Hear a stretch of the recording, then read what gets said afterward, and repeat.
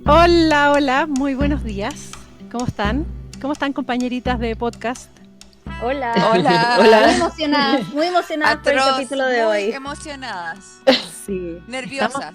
estamos todas un poco nerviosas de entrevistar a esta persona que les vamos a presentar ahora, que es, eh, somos fans y es como rockstar de los temas que nos gustan. Y tenemos con nosotros hoy día a Jairo Restrepo. ¿Cómo está, Jairo? Eh, Aplausos. Muy bien, muy bien, Qué muchas bueno. gracias por la invitación en el día de hoy y aquí atentos para Al poder revés, colaborar en lo que les pueda ser de importancia y bueno, aquí estamos para cooperar. Muchas gracias por la invitación. muchas gracias a ti, Jairo, por hacerte el tiempo de venir a nuestro pequeño podcast que no sabemos, no es que nos imaginemos que estás súper ocupado, así que muy, muy agradecida que nos des el tiempo. Entonces te voy a hacer como una pequeña presentación. Mira, nuestro podcast es un podcast bastante Rústico. desordenado, rústico. Guerrilla. Sí. Somos 4 mujeres huerteras en Chile, en distintas partes de Chile. La Kate, que es originalmente de UK, es British, vive en el Valle del Elqui. No sé si tú sabes dónde está. Está en el norte chico de Chile, que es justo antes del desierto de Atacama, norte precordillera. Después la Winnie y yo estamos aquí afuera de Santiago, clima mediterráneo ya poniéndose bastante árido. Y la Coca está como a 1 hora de Santiago, más o menos al sur. Te lo explico porque sabemos que has estado varias veces acá en Chile. Tenemos varios amigos en común entre todos. Y bueno, ya es un podcast que inventamos hace menos de un año. Las 4 tenemos como redes activas donde tratamos de compartir un poco lo que hacemos en las huertas, compartir buenas prácticas, lo que vamos aprendiendo. Hemos logrado a través de esta red que tenemos una comunidad súper bonita de gente interesada en estos temas. Bueno, acá está de vuelta Jairo, que se nos había caído, y yo te estaba contando quién era nuestro público y bueno, se ha logrado formar sola, en verdad, sin tanto input nuestro, una comunidad súper bonita, como muy respetuosa, con muchas ganas de aprender, con mucha curiosidad. Entonces, cada uno hemos ido aportando y tenemos este podcast regularmente que sale cada 15 días, pero tenemos estos capítulos especiales en que no estamos las 4 solas, sino que invitamos a alguien que consideramos que puede ser una contribución para la comunidad que está creciendo súper rápido.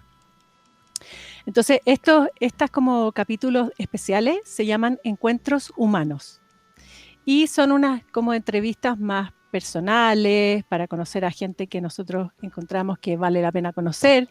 Y a ese capítulo es el que te estamos invitando, Jairo, al capítulo especial de Encuentros Humanos, que va a ser algo que estamos haciendo hace poquito. Entonces, te quiero presentar a nuestra comunidad porque va a haber mucha gente que te conozca y alguna que no te conoce, pero de las cosas que nosotros sabemos de ti es que eres un agrónomo desaprendido, un educador con mucha presencia, sobre todo en América Latina. Eres un activista social, medioambiental, que abogas por la soberanía alimentaria y que no te gusta ninguno de estos nombres, ya sabemos.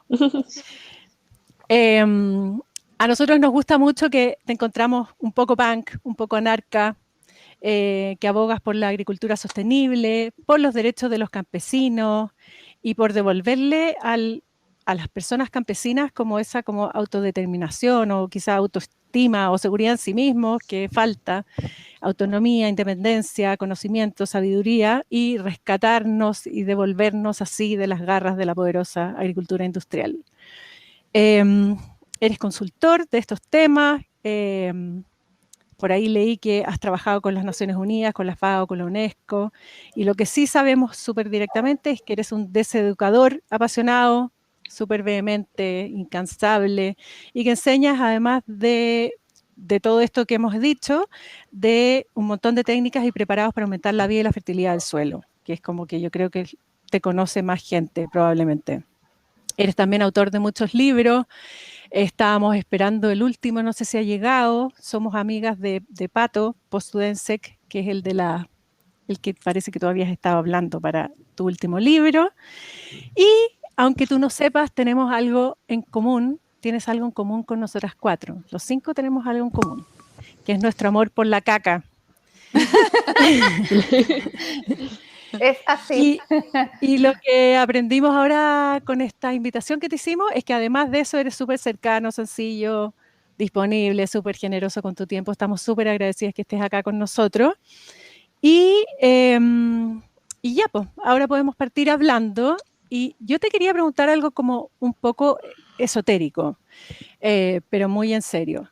Como cuando yo he visto gente como tan vehemente y apasionada con estas causas que tienen que ver con la naturaleza, medioambientales, Sociales. sociales, sí.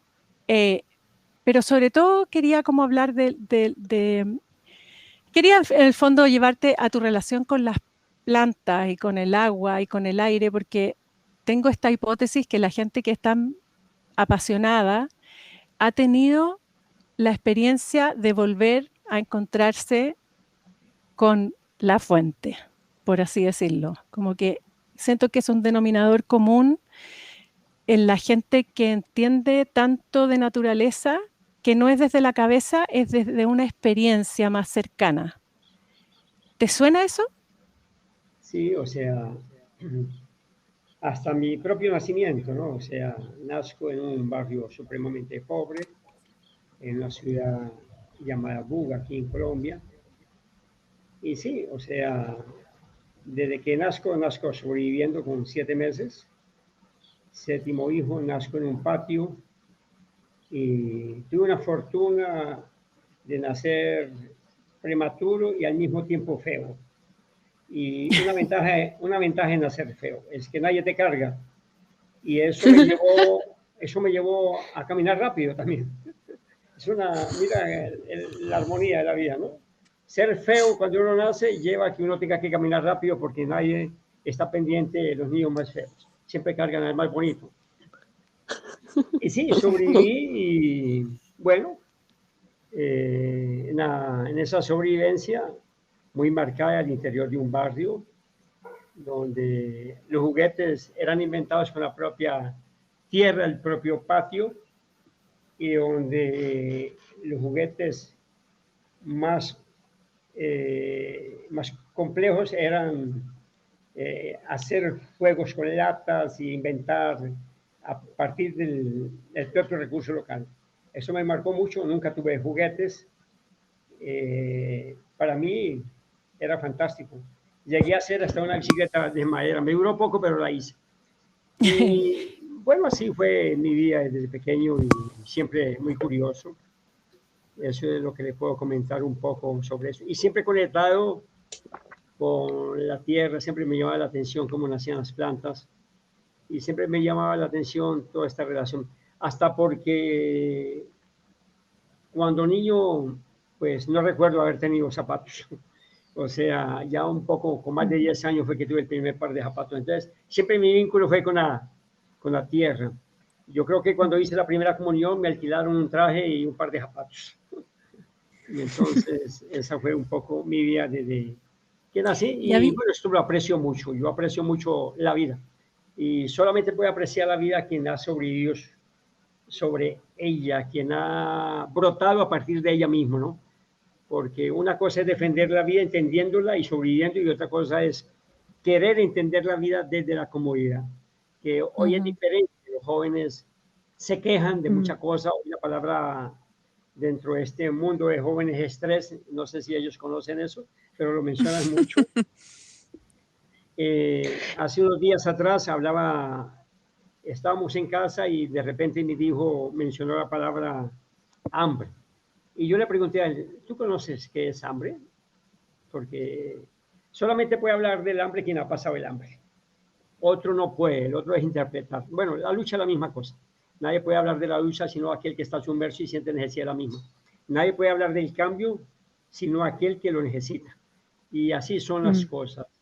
Entonces, realmente hoy hay una franja de conformidad, de conformismo de la gente y a veces hablan con un idioma prestado muchas personas, muchas cosas y todo.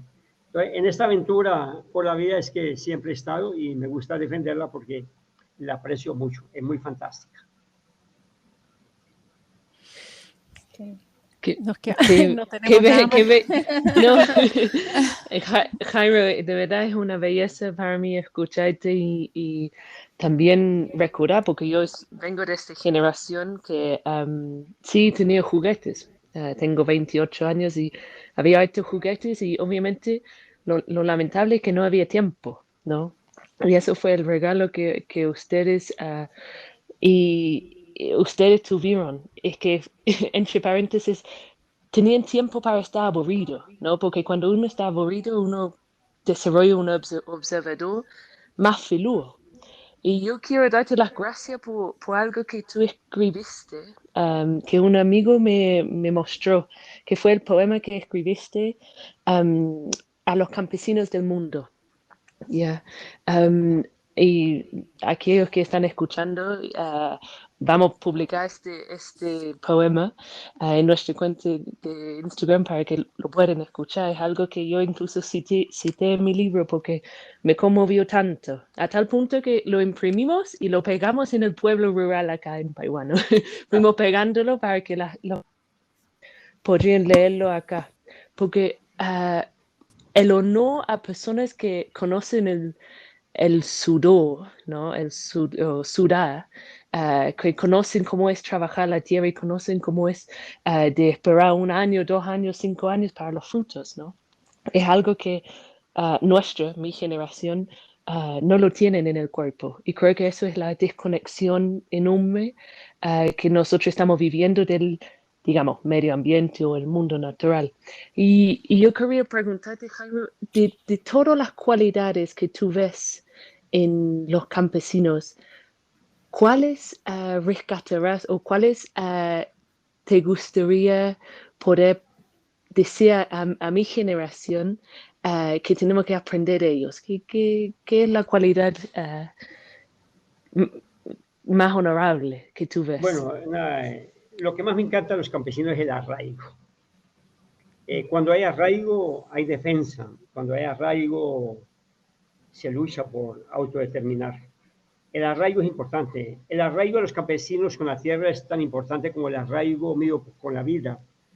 Es intimidad y eso es muy importante.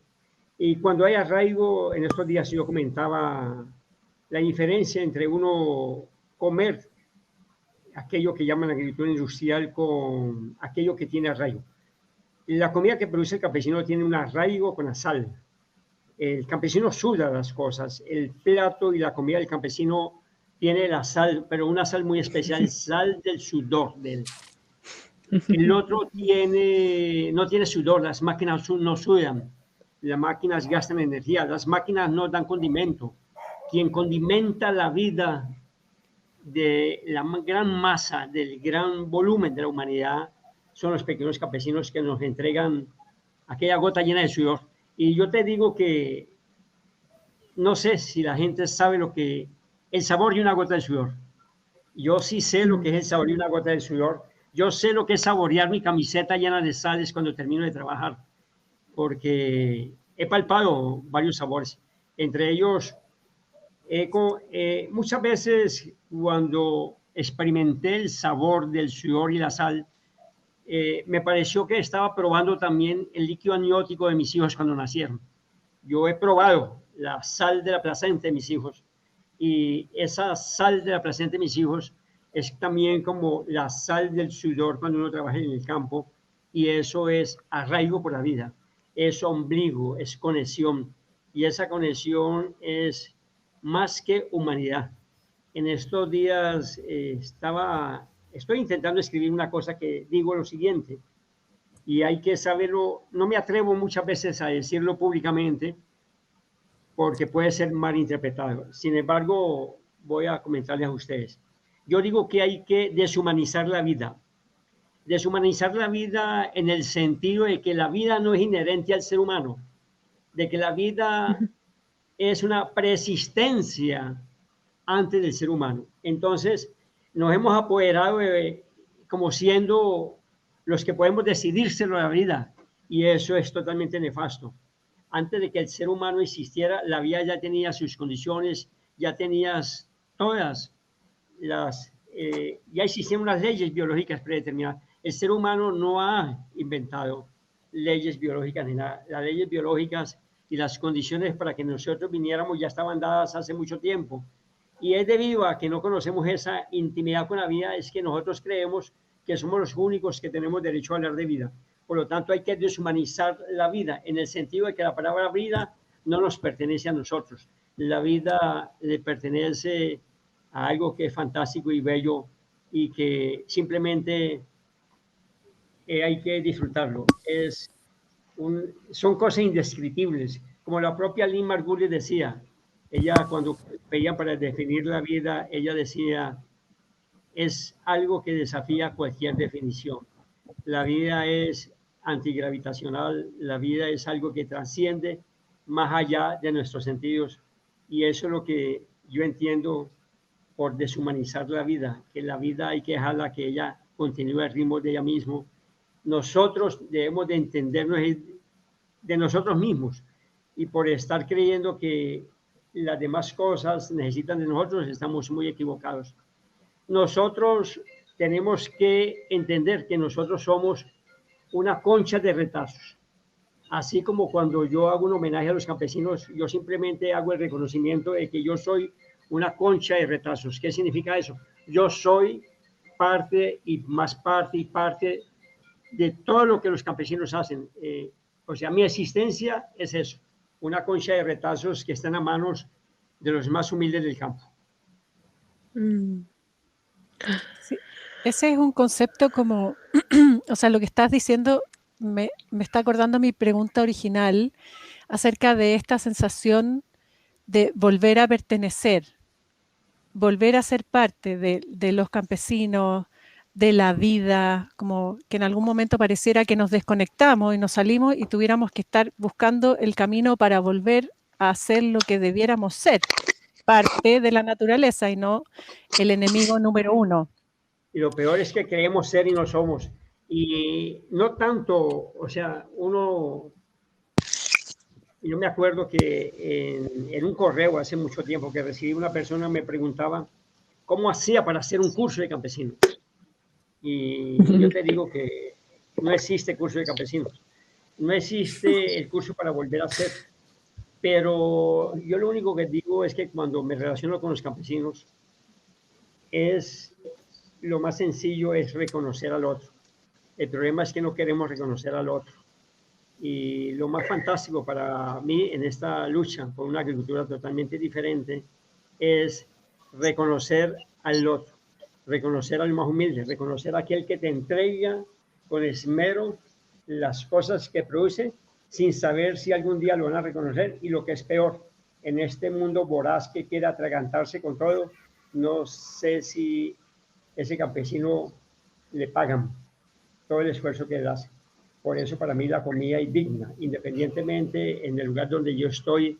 Cuando tengo un plato al frente, siempre hago el esfuerzo por absorber todo lo que hay en ese plato, porque siempre que hay un plato, siempre pienso en el más humilde y el esfuerzo que ellos hicieron para producir eso. Entonces, es eso.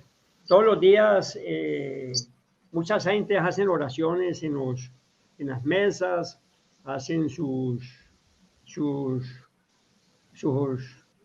rituales y todo, pero yo internamente lo que se me viene siempre a la cabeza es estos alimentos que yo estoy consumiendo, posiblemente no se los han pagado el campesino con todo el esfuerzo que él ha hecho, y por eso cada vez con más fuerza y voluntad hay que mantener esta propuesta, reconocer al otro, principalmente ese campesino invisibilizado que no se le reconoce. Y esa es mi lucha, dar un agradecimiento a esa concha de retazos que soy por la existencia de ellos, y que cada familia campesina suma mi cuerpo. Y soy una concha de retazos que deambula luchando por aquellos que me dan estos pedacitos y me dan colores, me dan vida, me dan sabores, me dan alegrías. Y cada vez me retroalimento cada vez más con ellos. Y de ahí surge esa voluntad de continuar en esta propuesta. Jairo, ¿tu background familiar es campesino o eres el primero como en abordar estos temas? Siempre mi bisabuelo, mi abuelo estuvieron vinculados con arraigo, con el mercado, con el apoyo de los productores y más que todo mi familia estuvo más que todo vinculada con la lucha social y esa lucha social no discrimina dónde esté la gente. La lucha social es universal y la lucha social cuando es universal incluye a todos, entre ellos desde la persona más humilde que puede estar en la ciudad como la persona más humilde que puede estar en el campo. Entonces, vengo de una familia y un corazón enorme y por lo numerosa que ha sido también mi familia, yo me recuerdo que también en mi niñez éramos 11 que teníamos que comer en la casa y no había comida para 11. Entonces me recuerdo que la estrategia era ser distribuido en el barrio para nosotros ir a comer en otro lugar. O sea, no había suficiente comida. Inclusive en el libro, en la página 187, mi último libro, tengo una foto que me recuerda muy bien eso, donde una olla se colocaba al sol con una libra de arroz, con un poco de papas, para que el sol ayudara a aumentar el volumen de esto que íbamos a comer durante todo el día. Y sin embargo así quedaba faltando comida y había una estrategia. Nos hacíamos querer en el barrio y el barrio era comunidad y el barrio al ser comunidad nos retroalimentaba y esa retroalimentación también era retroalimentar materialmente la tripa, llenarnos de ilusiones y de esperanzas. Y eso es lo que me hace con que yo aprecie hoy profundamente los alimentos. Y tú, para entender un poco como lo que estás hablando de tu niñez, en este lugar donde naciste, que vivías en esta comunidad, en este barrio que estás describiendo, ¿tenías acceso como a la naturaleza, a plantas, árboles? ¿Era un ambiente urbano? ¿Cómo era? Bueno, tuve la ventaja de que ese barrio era el último, ¿no? Allí se conjugaba todo, se conjugaba como las últimas casas del barrio, ahí se conjugaban potreros, se conjugaban caballos, habían animales, e inclusive muy cerca donde yo nací, allí se sacrificaban animales de manera abierta en la pastura. Yo me recuerdo que nosotros como niños nos enviaban en la madrugada o final de la noche con una olla a recoger la sangre de los animales que eran sacrificados. Y esa sangre era la única accesibilidad de proteína que nosotros teníamos durante la semana. Consumíamos la sangre frita de los animales sacrificados que llevaban después a las plazas públicas a vender. Entonces a nosotros nos pertenecía algo de vísceras y algo de sangre. Esa era la única proteína que consumíamos finales de semana. Entonces también estuve vinculado, sí, esto era un barrio donde habían acequias, habían árboles, habían pájaros, habían todo. Y eso era mi entretenimiento, fueron los pocos o ningún juguete que tuve. O sea, apreciar las cosas. ¿Y ahí nació tu amor por la tierra? ¿Tú dirías, Jairo? Yo digo que no nace el amor por la tierra. Yo nací en un amor férreo, que es diferente. O sea, soy hijo de ese amor de tierra, que es diferente. La tierra me parió con cariño y eso respeto. Esto, Jairo, que tú estás contando, que me devuelve por vez número 20.000 a lo que como intuyo de la gente que habla así, se expresa así de la naturaleza y de la vida y de la tierra.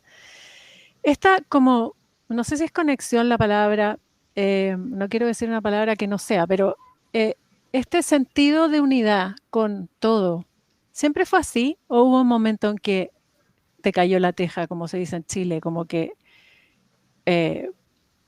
o naciste así en unidad?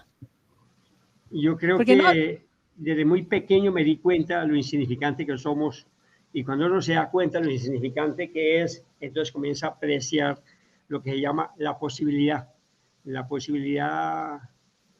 de estar allí. Y desde pequeño aprendí lo insignificante y a partir de esa insignificancia, bueno, valoré entonces cualquier cosa que se sumaba.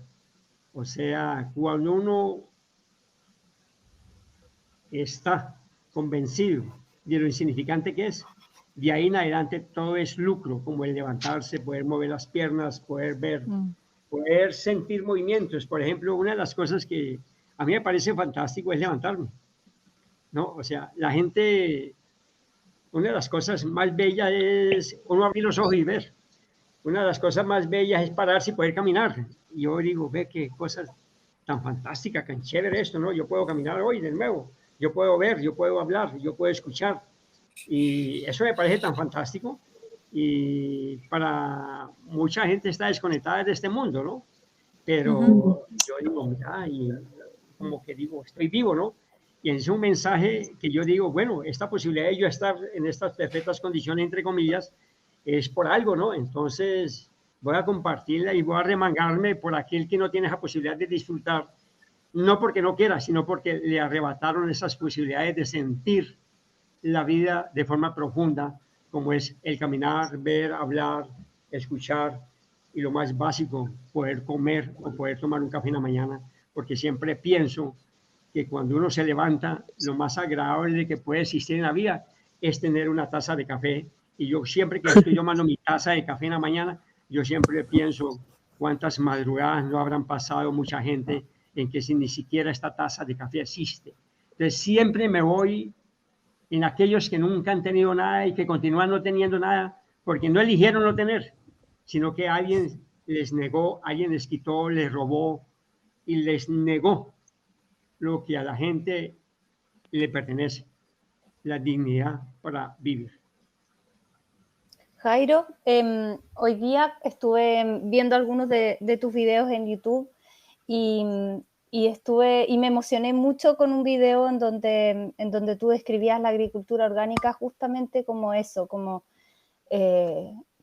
más allá del cultivo de alimentos con o sin venenos, es la dignidad del campesino, las necesidades básicas, tener sus necesidades básicas cubiertas, es no tener que irse, es permanecer.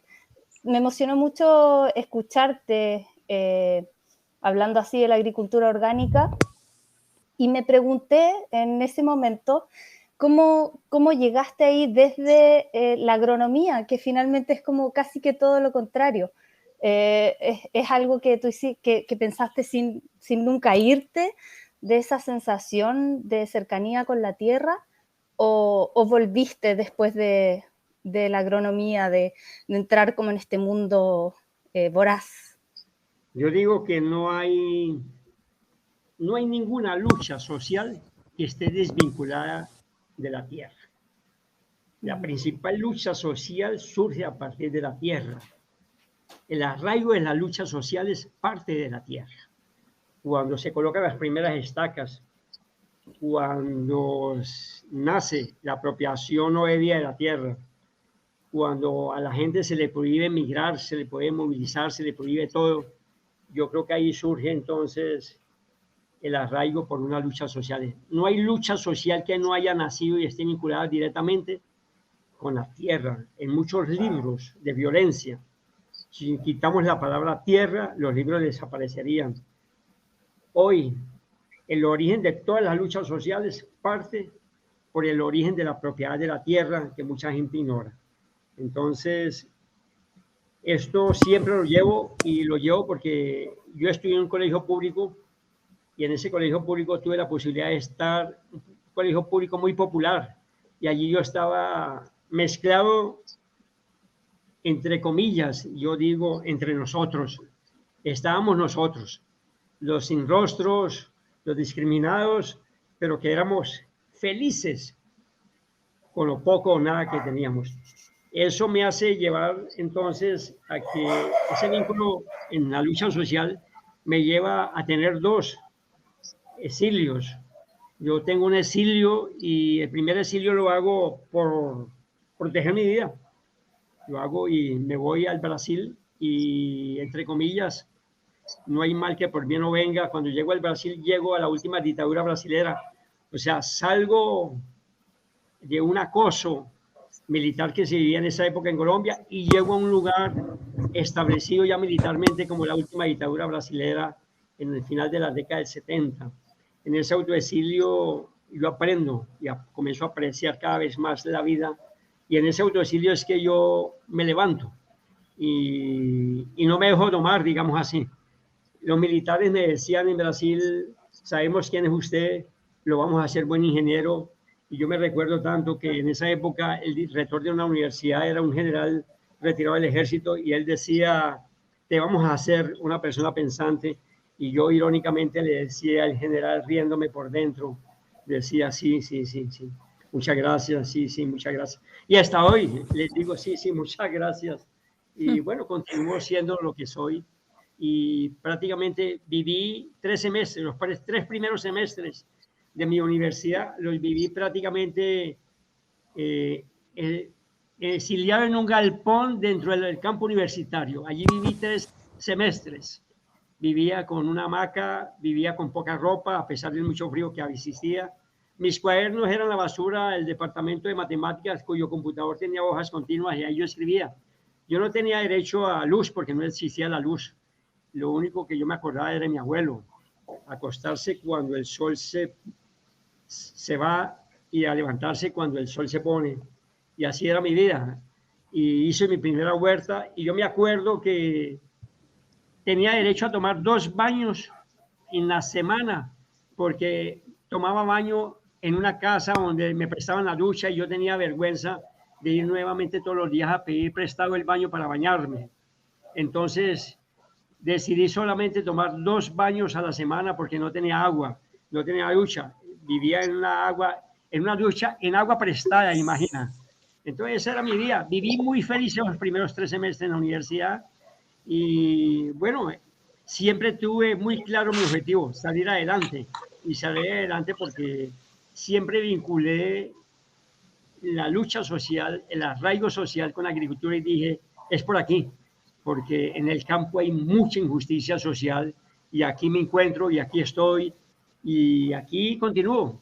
Y así he sido siempre, hasta que pues tuve mi primer matrimonio después del 3er semestre en Brasil.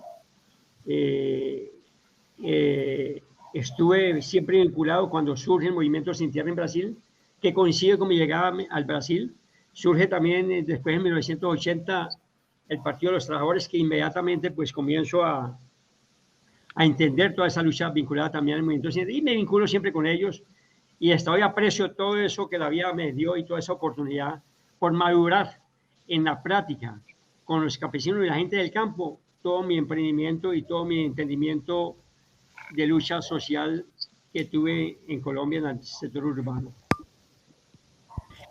Oye, Jairo, ¿y nos contarías de tu huerta, tu primera huerta? Esa primera huerta que acabas Yo de estaba nombrar. pensando lo mismo. Mi primera huerta era atrás de este galpón, allí había tierra. Las semillas las tomaba de manera clandestina de la universidad. No tenía semillas, no tenía un peso en el bolso. No, ¿Y por qué había irónico, semillas en la universidad? porque en la universidad pues hay laboratorios de semillas y esto, entonces yo comenzaba a ir a encontrar semillas con gente que tenía allí en la universidad y comenzaba a experimentar y hice mi primera huerta y de ahí cosechaba algo y ya comencé a intercambiar con un pequeño restaurante que había y que atendía a algunos investigadores y así fue. Esa primera huerta me daba un poco de alivio y lo más fantástico, el mayor lucro que yo tuve de la huerta fuera de cosechar, uno de los mayores lucros es el ejercicio físico que me encantaba. El Río Grande del Sur, pues mucho frío y la manera de yo calentar el cuerpo y siempre me ha gustado el ejercicio. Entonces era trabajar esa huerta. Y bueno, Jairo, ahí, dime. ¿Y esa huerta era solo tuya o la compartías con alguien más? No, era sola mía porque de cierta manera también era mi compañera de clandestinidad. O sea, Qué lindo. la huerta, la hamaca. Huerquitos. Entonces, eso era muy chévere porque pues ahí viví mi situación y hoy quisiera, por ahí estoy escribiendo algo de todo esto y le cuento que a veces cuando uno ya va avanzando en la edad, comienza a ser como un espejo retrovisor de todas esas cosas. Y yo digo, ¿cómo, cómo la gente con pocas cosas es muy feliz? Porque realmente yo era feliz haciendo todo eso. Y ¿Y siempre tú sabías pensaba, de huerta antes? no, o sea, tenía nociones de huerta porque yo a los 11, 13 años ya también tenía una huerta aquí en Colombia, cuando joven, cuando niño. La tenía con mi padre y mi abuelo y esa huertica siempre cuando regresaba de mi colegio la cuidaba y de esa huerta yo vendía lechugas para un restaurante que se llamaba La Yumbeñita y siempre vendía 3 veces a la semana mis hortalizas y ahí después me dio por criar conejos, también vendía un poco de conejos y después me dio por tener unas gallinas, también vendí huevos de gallinas y siempre estuve vinculado con tener mis gallinas, hay un animalito que se llama cuy aquí en Colombia, lo comemos mucho. Sí, acá también está. Sí. Yo también tenía cuis, tenía conejos, tenía gallinas y tenía mi huerta. Y anhelaba tener también unas cajas de abejas porque había un vecino que en un patio también tenía unas cajas de abejas y eso siempre también me llamó la atención. Entonces esa fue ¿Y mi qué tal? vida, siempre luchando por la sobrevivencia. ¿Y qué superficie tenías ahí, Jairo, de tierra que podías usar para huerta de esta huerta chiquitita No, de cuando eras pequeño? esta huerta chiquitica, digamos que tenía 12 camas. Esas camas Ajá. podían tener por ahí 1,5 metros por 5 metros cada de largo. Y ahí yo tenía mi pequeña rotación de cultivos. ¿Y ahí usaban abono orgánico o no Todo lo que usaban usaba abono? era, no, pues imagina, no tenía dinero para comer, mucho menos para comprar. Entonces, Claro. todo lo que teníamos en esa época, no usábamos la palabra miel de vaca, se utilizaba estiércol de vaca o la miel de caballo que se llama aquí en Colombia cagajón. Yo utilizaba todos estos materiales, ¿no? El cagajón que se utilizaba también para la bioconstrucción. Nuestra casa era revestida con bambú, guayba, Ajá. y miel de caballo mezclada con paja y un poco de cal. Esas eran las paredes, ¿no? Se decía, revestir la pared se decía empañetar, colocar un pañete, colocar como un paño, y así éramos, ¿no? Pero tú ya Y sabías que había que... Perdona, Kate. Dale, dale. no, no, es que quería preguntar, te escucho, Jairo, como reminisciendo, parece que esa es la palabra, como acerca de tu Añorando. vida, añorando acerca de esa vida que tú viviste antes.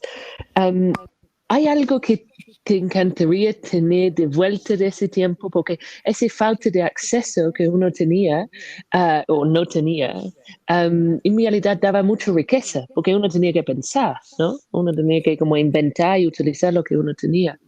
Bueno, Um, de añorar, yo añoro, pero no llorando.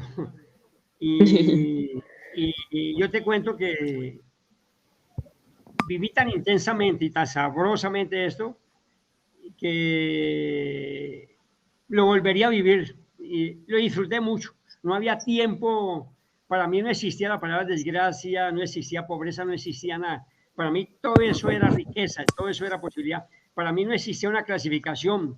Para mí, o sea, no pasaba por mi cabeza eso de que el otro es rico, de que yo soy pobre, no.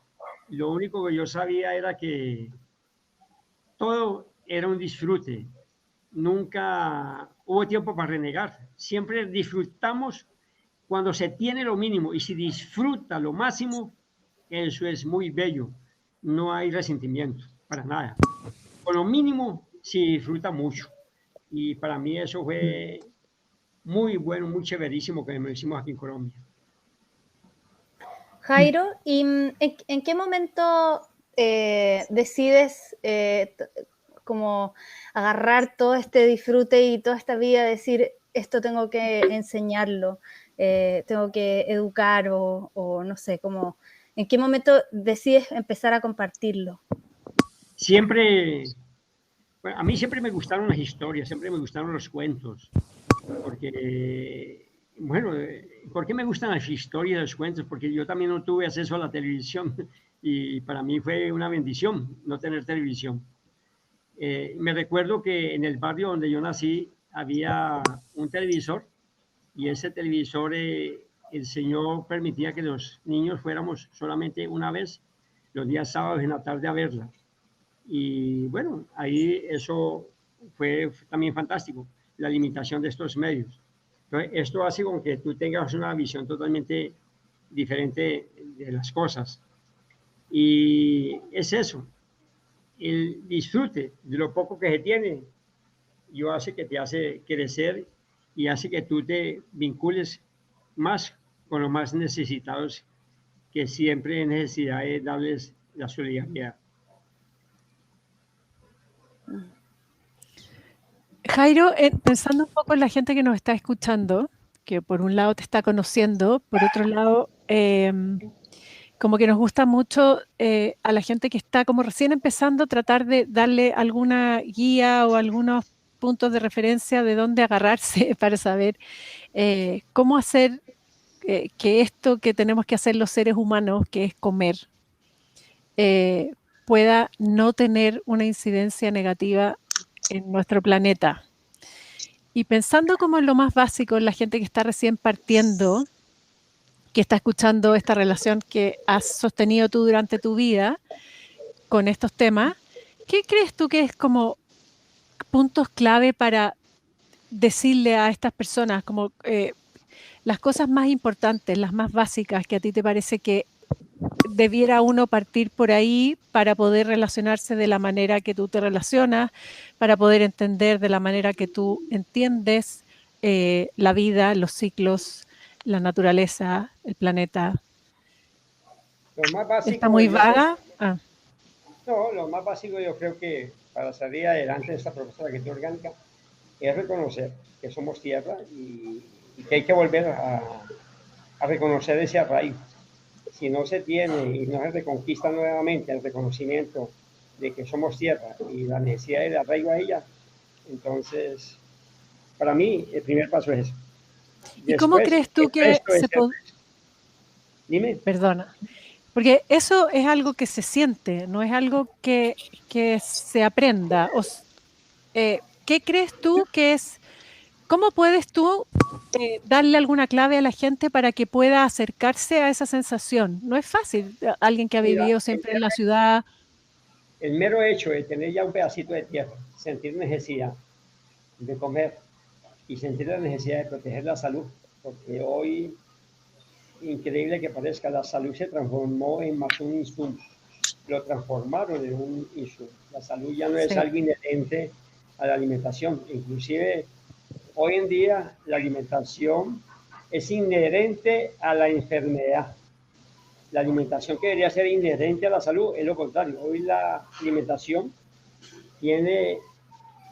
es inherente, tiene un vínculo directamente con la enfermedad, con la patología.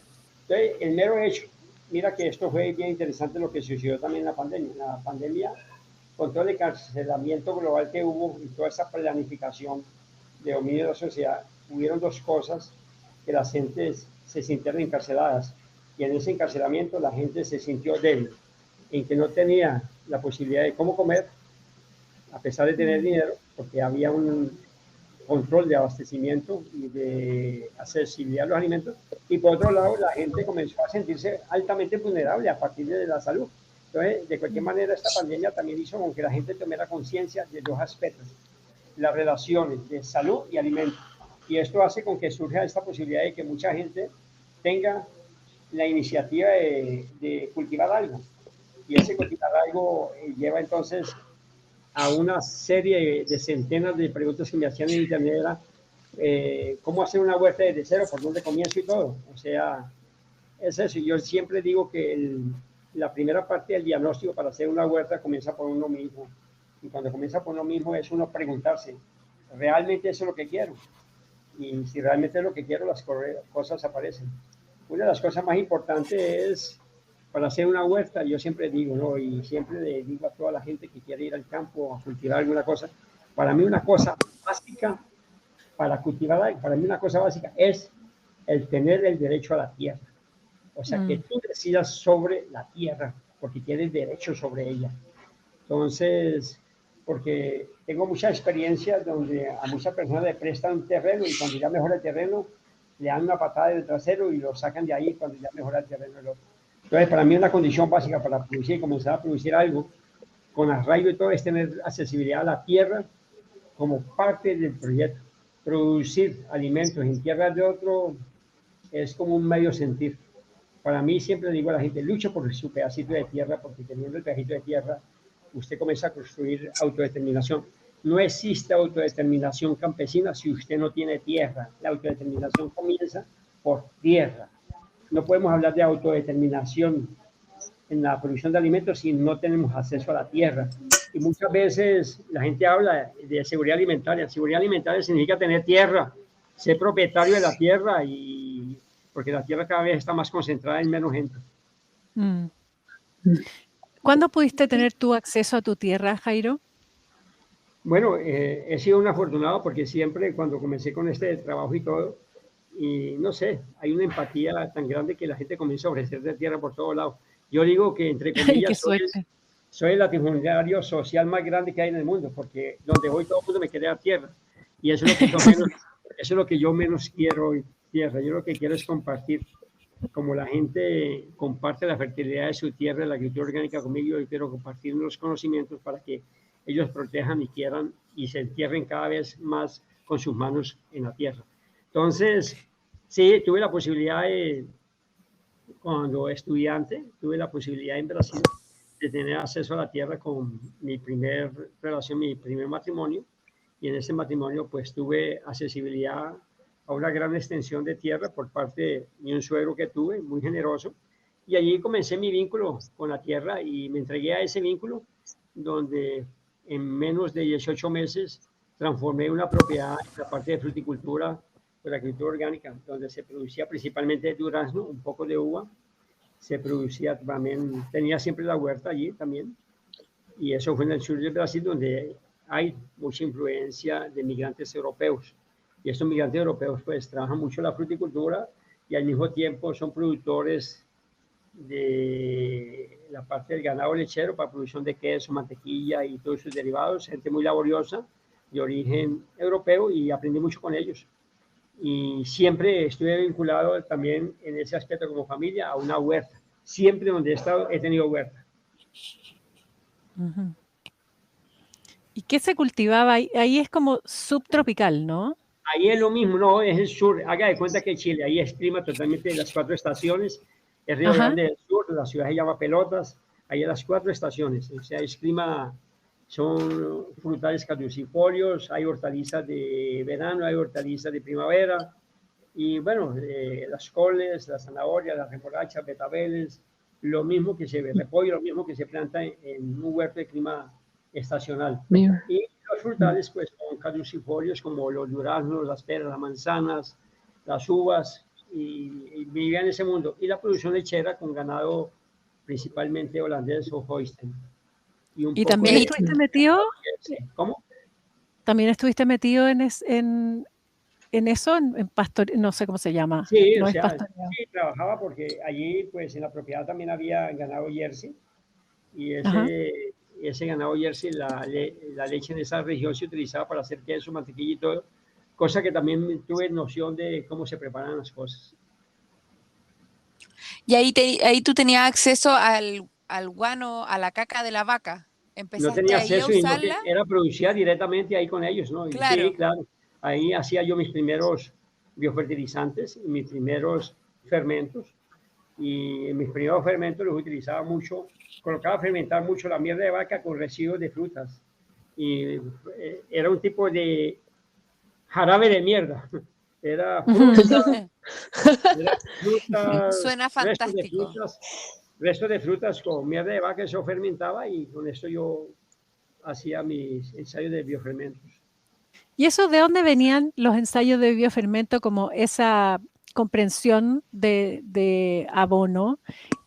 ¿Era tradicional de allá? ¿Venías tú con la idea de alguna otra parte? ¿Se te ocurrió? Una parte era algunas ideas que los campesinos ya utilizaban, toda la utilización de todos estos guanos, como ustedes llaman, pero de cualquier manera ya a inicios de la década del 80 tengo la posibilidad de vincularme con 2 grandes figuras. Luisenberger, que ya murió, José Luisenberger, el primer premio Nobel en medio ambiente brasilero, de origen alemán, y su brazo derecho, que todavía vive, era Sebastián Piñero. Me vinculo con ellos y de ahí viene pues todo el conocimiento de los fermentos, las cosas, y comienzo a colocar todo esto en práctica a partir del conocimiento de ellos, que también se lleva y se divulga a productores en todo el Brasil, y así surge toda esta propuesta.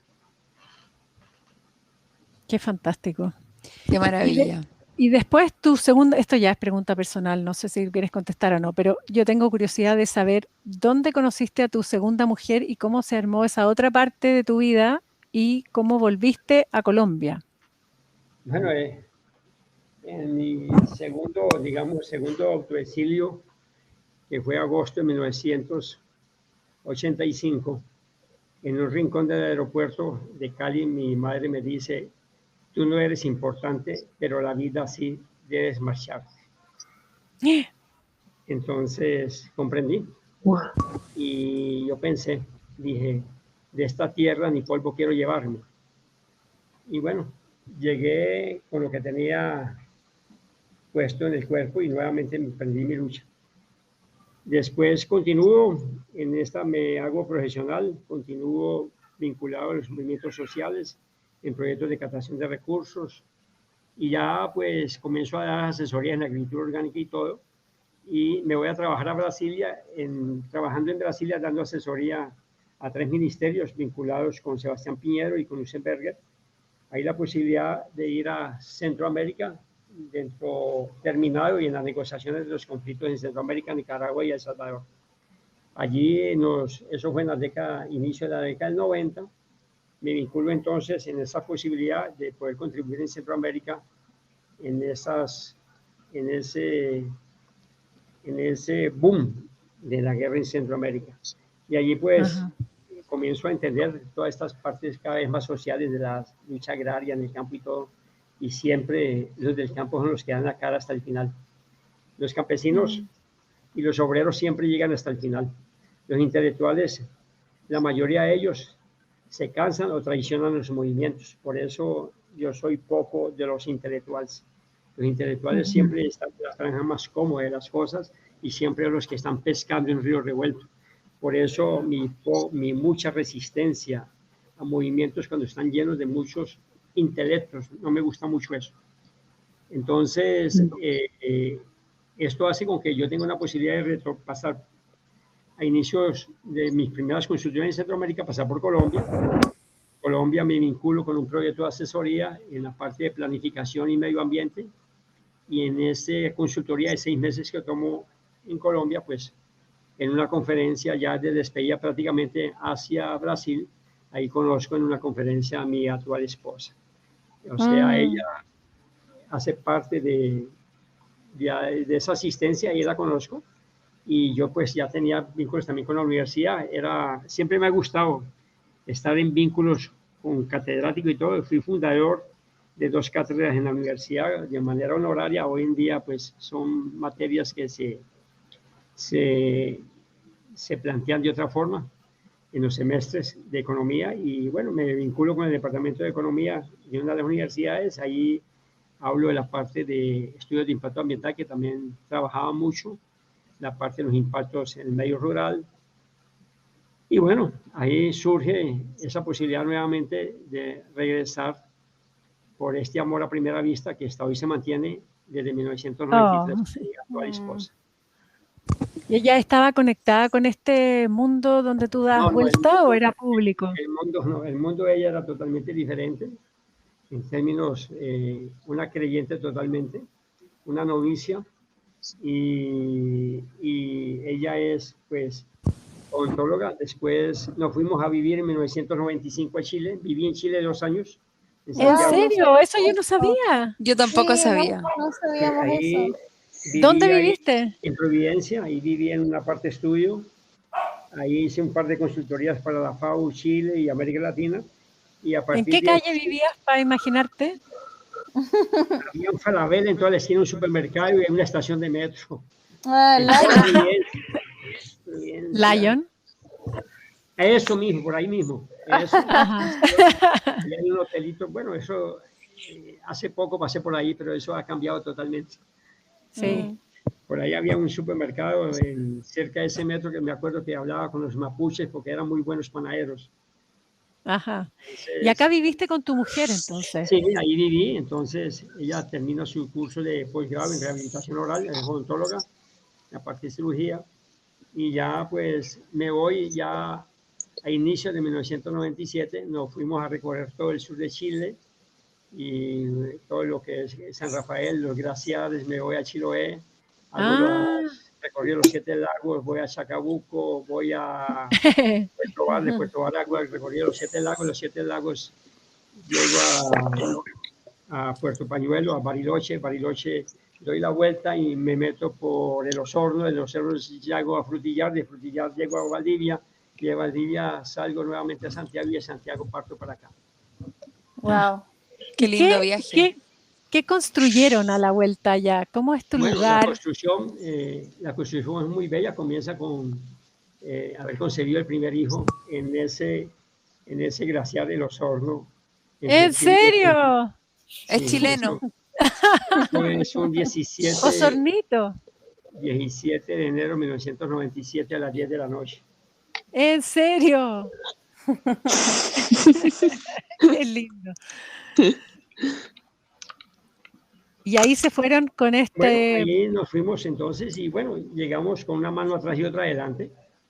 Yo pues ya en ese año yo ya comenzaba a fundar, en 1995, 1994 ya comenzaba a incursionar en la cooperación internacional con Cuba. Entonces ya tenía vínculos Ajá. con Cuba, tenía un vínculo también con un proyecto de Naciones Unidas, Organización Internacional del Trabajo en Costa Rica y Centroamérica y Panamá. Y eso me vinculo más fuertemente con la cooperación en Cuba. Entre entrar y salir prácticamente estuve trabajando casi 14 años y participé en la fundación del Movimiento de Agricultura Orgánica Cubana. Hice las 2 primeras giras internacionales allí y montamos el movimiento. Y después del primer año de montarse este movimiento viene la disidencia en Cuba. ¿Y cuál fue la disidencia? Que yo me quedo con los guajiros. ¿Qué significan los guajiros? Los que realmente trabajaban en el campo produciendo comida. Y el mundo académico, como siempre, se queda con los académicos, con los profesores y todo. Entonces, yo me voy y me vinculo directamente con una organización que se llama Asociación Nacional de Agricultores Pequeños y los intelectuales quedan como los académicos partiendo para una cosa que llamaban en esa época los faros agroecológicos, como la luz del universo. Yo me reía de eso porque siempre los académicos les gustan los nombres pomposos, ¿no? Entonces, esos nombres pomposos quedaron con los académicos, que muchos de ellos se volvieron gusanos, traicionaron el movimiento y aprovecharon la agricultura orgánica para dar pie para irse a España. Tuvieron el oportunismo de usar la agricultura orgánica para ser tráfugas para los Estados Unidos y todo. Nosotros continuamos siempre, hasta hoy los guajiros, los productores, son con los que me vinculo totalmente. Y bueno, los académicos continúan ahí, pues, escribiendo sus cosas, ¿no? Teoría es cuando se conoce, es cuando se sabe, teoría es cuando se sabe todo y nada funciona. Y práctica es cuando las cosas funcionan y no se tiene que justificar. Yo soy de las cosas prácticas, no importa que no sepa explicar cómo funciona. Y bueno, Claro. así fue, me regresé nuevamente a partir de Chile y a partir de Colombia, continuó el vínculo con Cuba en estas jornadas de cooperación internacional. Montamos el movimiento de Guajiro a Guajiro en 1997 y comenzamos a introducir todo lo que es las huertas urbanas, las huertas en todo el país y impulsar todo este movimiento. Soy invitado para dar clases en la posgrado en la Universidad de La Habana y en la conferencia tuve la primera discusión porque querían privarme de yo decir algo contra la FAO, que es una mafia. Entonces, cuando quisieron privarme de eso, pues ahí hubo el primer choque, en la primera disidencia, y automáticamente no comparto con esa cátedra y me retiro y continúo por mi cuenta propia, de forma, digo yo, autónoma en esta lucha.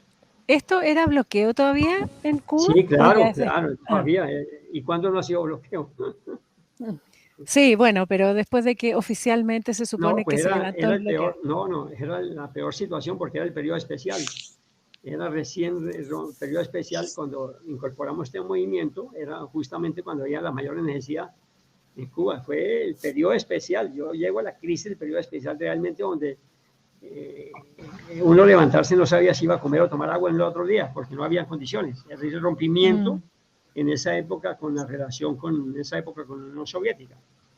Claro. Entonces, nosotros, ahí para mí fue la verdadera universidad que yo hice, fue en ese periodo especial en Cuba. O sea, allí fue una experiencia muy bella. Aprendí muchas cosas. Menos mal que desde que nací yo estaba entrenado a pasar por algunas dificultades. Oye, ¿y tu mundito en Colombia con tu mujer?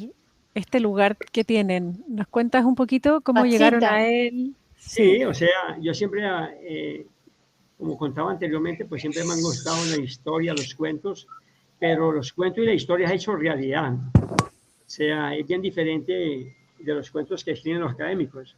Mis cuentos son a partir de la realidad, o sea, es una narración de la realidad. Y bueno, en esta narración de la realidad yo quería tener como un escenario, un auditorio, quería tener algo donde llegar, tener gente, donde compartir y todo. Y ahí con mi esposa nos damos a la tarea de encontrar un terreno. Lo encontramos muy cerca actualmente donde vivimos y compramos 11.000 metros cuadrados, 1.1 hectárea, en pésimas condiciones por el origen de ella, porque era un terreno con 35 años de herbicidas, la acidez del suelo, ganadería extensiva y pisoteo seco, sin agua. Bueno, eso, y ahí fue el desafío. Y comencé a documentar esto y prácticamente en menos de 2 años le dimos un vuelco a esto. Y bueno, me entregué. Yo regularmente cuando comienzo un proyecto y cuando es un proyecto que es para hacerlo, yo regularmente suspendo mis actividades y me dedico los primeros 3 o 6 meses de 5 de la mañana a 8 de la noche a trabajar intensamente. ¿Y la pandemia la viviste así, en esa...? Muy feliz y muy tranquilo y produciendo comida para mucha gente. Muy bien, yo creo que es una salvación eso. Imagino que fue yo ni la nutritivo. sentí, al contrario, me dio tiempo de escribir mucho, me dio tiempo de escribir muchos artículos, de dar más de 120 entrevistas, de dar cursos, actividades, de tener 2 huertas, de darle comida a mucha gente y compartir y hacer 2 huertas, una en casa y reforzar mis actividades en Pachita y tomar mucho vino. Claro, el dicho inglés que cuando uno siembra no para hoy, uno siembra para el futuro, ¿no? Yo creo que los que eligieron una distinta forma de vida antes de la pandemia cosecharon pero frutos y frutos y frutos durante la pandemia. Sí, totalmente. Ahí descubrí pues también, me dio con un sobrino hacer algunas grabaciones y ahí surgió la propuesta también de hacer algunos cursos en línea y bueno, la pandemia surge, a través de la pandemia surge la posibilidad también de hacer los cursos en línea que hoy en día estamos ofreciendo por nuestra página, ¿no? Y esto ha sido pues un éxito. Actualmente acabamos de hacer una grabación que debe salir un próximo curso en línea que se llama El huerto desde cero para todos, al alcance de todos. Es cómo comenzar un huerto desde cero al alcance de todos. O sea, mira, qué maravilla. Porque esta idea surge porque eran las preguntas que más me hacían por internet. ¿Cómo comienzo? ¿Por dónde comienzo? ¿Qué debo hacer? ¿Cómo hago una cama? ¿Cómo siembro? ¿Dónde consigo la semilla? ¿Qué necesito? ¿Cuáles son las herramientas? ¿Cuándo voy a cosechar? ¿En cuántos días crece una lechuga, un rábano, una col? ¿Cómo se hace? ¿Qué mantenimiento? Bueno, surgían todas las preguntas. ¿Cómo los abono? Si no tengo esto, bueno. Entonces, a partir de eso, hicimos un guión y a partir de ese guión, pues, se vio la posibilidad de hacer este curso en línea que posiblemente sea entre 6 a 8 horas de curso en línea. Jairo, ¿y tú nos contarías a nuestros, ¿cómo se llama?, oyentes, cómo encontrarte en tus cursos, en tus publicaciones, en tu página, en tus trabajos, en tus asesorías? Sí, es muy ¿Dónde sencillo. te encuentran? Hay el correo de lamierdadevaca.com, ¿no? Lamierdadevaca.com, que también tiene Instagram. Y tengo mi correo, sí, también tiene Instagram, tiene Facebook. Me da risa ese nombre versus los faros de no sé qué cosa, la mierda de vaca. Ahí, claro, me da mucha risa que hayas dicho que los nombres de los intelectuales eran muy pomposos. Sí, me fascina. No, es que como son académicos, tienen tiempo para todo eso. ¿No? En cambio, o sea, a mí me ocurrió la miel de vaca, pues no hay cosa más castiza y cosa más clara que la miel de una vaca. Ellos le llamarían pues las fermentaciones de los estiércoles, de los bovinos. ¿Sabes, Jaime? Me pasa algo similar con todos los nombres de las verduras que inventan, o yo siento que inventan, ¿no? Cuando en mi edad del campesino y uno mismo, más inocente, lo nombra, no sé, una tomate naranja larga y punto. No es como una tomate, no sé, banana, bla, bla, bla, ¿no? Ajá. Uno se confunde. Sí, eso hay que darle el nombre a las cosas como son. Y tengo pues mi página, mi correo personal, no uso teléfono. Quien tiene el teléfono y se hace cargo ahí es mi esposa, que es donde termina descargándose mucha responsabilidad. Pero yo uso únicamente mi correo electrónico, un medio de comunicación directa, mi correo Jairo Agrueco, pues ustedes lo tienen. Y el Sí. resto es la página que hay unas personas que la manejan y que damos empleo a 5 personas para que manejen esta página y se encarguen de todas las actividades. O sea, la miel de vaca también genera empleo. Nosotros hay 5 personas más trabajando con nosotros. Jairo, ¿y tus hijos participan del mundo que creaste en Pachita? Hay uno que participó mucho, muy activamente y actualmente está en Noruega y trabaja con una empresa de abonos orgánicos para la jardinería. Y el otro, pues, terminó ahora economía y ese habla desde el punto de vista de la agricultura orgánica, pero más vinculado está a su mundo es con la economía. Y bueno, la agricultura, no hay profesión que no esté vinculada con la agricultura. Claro, Pues de cualquier claro. forma, pues, está, ¿no? Y la casa. Mis 3 primeros hijos están en Brasil. Son 2 mujeres, un varón y viven en Puerto Alegre, en Pelotas y Santa Catarina, en Florianópolis. Ajá. Y bueno, pues esto es un poco pues la vida. ¿Y Así cómo es. sigue esto? Ya como que estamos llegando. Se supone que nuestro podcast siempre dura 1 hora, nunca dura 1 hora, o 45 minutos, peor todavía. Pero para ya ir cerrando, qué, qué te apasiona todavía hacer que no has hecho? Sí, yo también tenía esa pregunta. ¿Cómo te nutres todavía? ¿Qué más estás buscando en este momento? ¿Dónde está tu foco? Mi foco es consumir mucha literatura, me encanta leer. Una cosa que mi foco es devorar al máximo toda la información que llegue en mis manos. Compro muchos libros, siempre mantengo eso. Una de mis inversiones en literatura. ¿Nos quieres recomendar alguno? Bueno, ahora hay un libro que se llama Cosmos Sapiens. Es un libro, lo puedes encontrar, de John, es un norteamericano. Cosmos Sapiens es muy bueno. Le recomiendo a ustedes que les gusta también la parte de los medios. Hay un libro muy bueno que se llama Geología de los medios.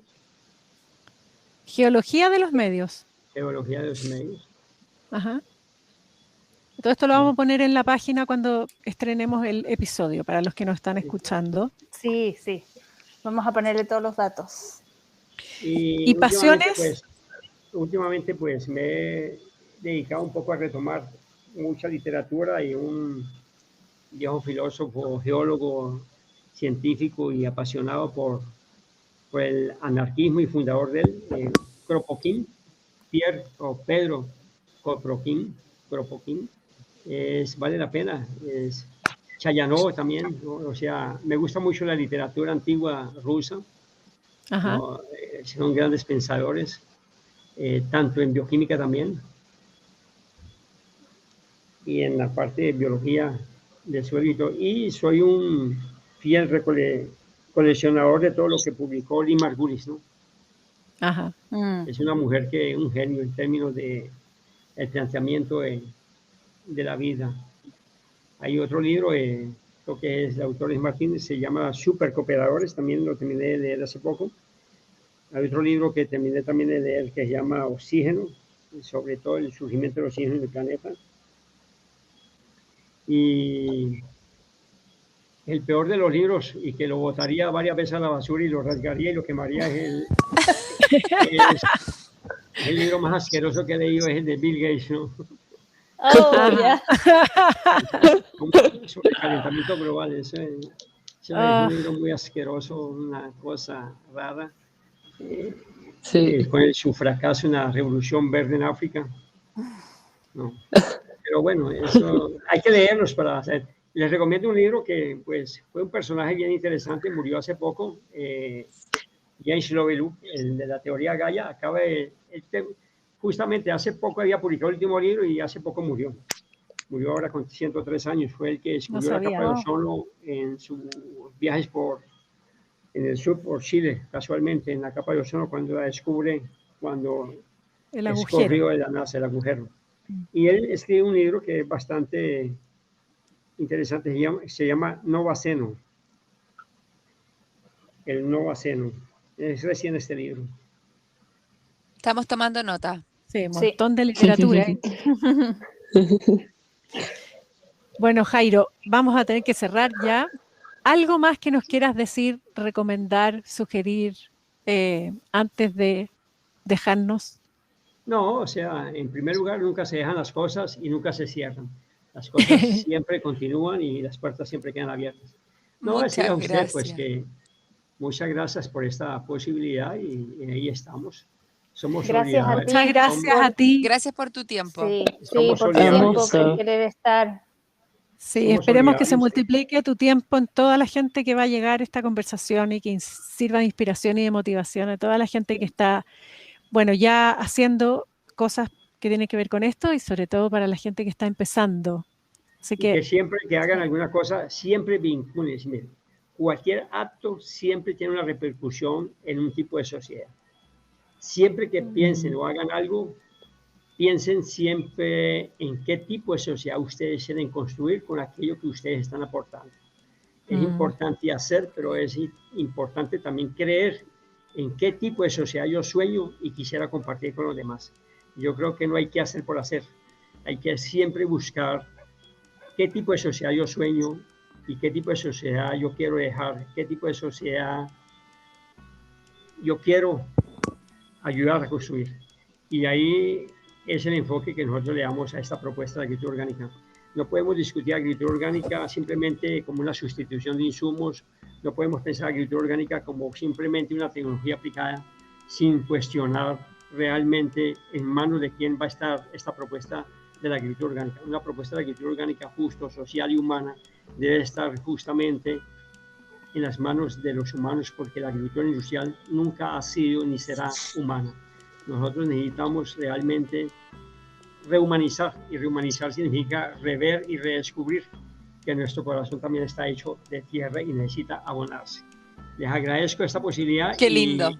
Y ahí a ti, Jairo. Y les queremos mucho desde aquí de Colombia y posiblemente y aquí al viernes posiblemente me den la noticia si voy a estar por unos 4 días ahí en Chile en noviembre o final de octubre. Fantástico. ¿Se puede adelantar algo de eso? No, o sea, estoy en esa negociación porque va a depender si el actual ministro de Agricultura puede estar en el evento. Creo que van a hacer un programa, alguna cosa. Oye, gran ministro de Agricultura tenemos. Sí. Parece que está interesado en esa propuesta.